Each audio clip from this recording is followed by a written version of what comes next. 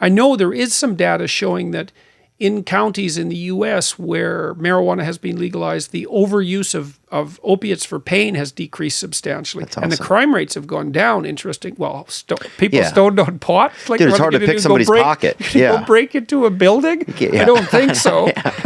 You're just not going to get it together. You might knock for a long time. I think you might knock at the front door. I don't think you're going to break in. And you're not going to, you might, that's right, you might knock. You're not going to go out, what, are you going to go out in the alley and have a fight? No, you're not. A real slow fight. That's right. Well, you're watching your hands. Like, so it's like chess with your hands. Exactly. That's not going to happen. So, I grew up on wild meat. My dad hunts. He still hunts. He's 82. He's slowing down a little bit, obviously, because he's getting old. But he's using a gun now instead of a knife. Yeah, when he's out there. That's right. He doesn't just jump on the animal. And I'm not trying to smoke your salmon or whatever the term is in Canada, but it's definitely like a late bloomer, so I'm kind of maybe like 32 really, but I'm also like an old soul, so I guess I'm actually I'm back at 38.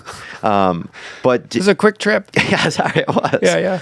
And that's actually a huge part of the reason for free speech. It's like we have to stumble around like morons to stumble upon the truth. Yeah. We're going to say stupid things. We're going to say wrong things. Yeah, that's why it wasn't costly speech. Because if we needed to make it free because we were going to fuck it up so much. Yeah. Like it was like, it's got to be free. Right. Because we're going to use so much of it to figure out where we're going. Yeah, no, exactly. That's right. If there was a cost, if it would be way too high. It would be way too high. Good point, man. That's a nice way of... I feel like I've gone to Dante's seventh circle. You know what I'm saying? Like, so I feel you there, But there is a place and time. How do you prep for a debate? Is it like, do you have a Gatorade or something before? What do you do? Bubbly water. Well, the only thing I eat is like sparkling water and meat. So I have some sparkling. It's so funny because I'm on these tours, and if you're renting theaters, they ask you, well, what do you want before the tour, right? So you can pretty much specify whatever you want. Like Perrier and prosciutto. Yeah, well, that's like, I'll have six bubbly waters. Like, that's all you want? It's like, yeah, I know it's really sad. I could have 20 dancing girls and a whole buffet. So if you got some water, put some bubbles in it, man, because we'll have a real party then. The bar scene, the heavy drinking scene, there's something kind of edgy about it, and something kind of adventurous about it. And, you see that it's kind of dramatized in people like Tom Waits, who's got that real hard edge, or Johnny Cash, or people, hard-living guys. Guys with 6 or 7 livers in them. Yeah, exactly.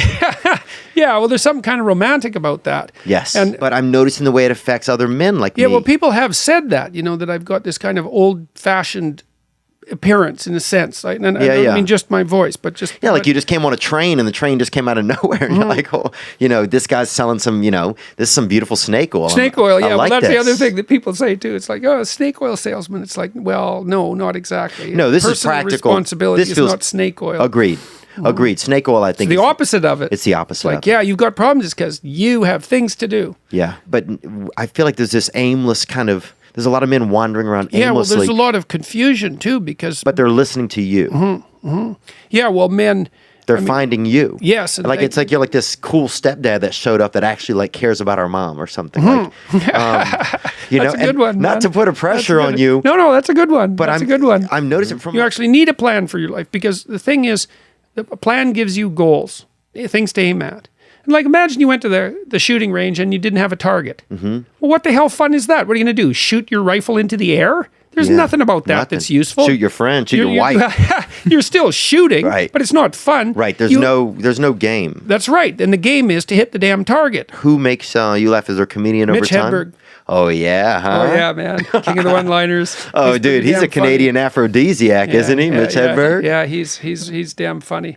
And so I like stand-up comedians in general. I liked, who's the guy that just got in trouble in New York?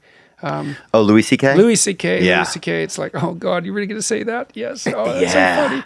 He's so deviant, kind of. Yeah. I like Louis C.K. a lot. I think he's really funny. Canada has a lot of great comedians. Yes, certainly. Harlan Williams, Howie Mandel, those are 2 friends of mine, and those are funny men. Oh, yeah, there's lots.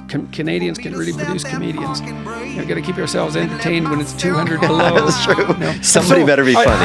The other thing that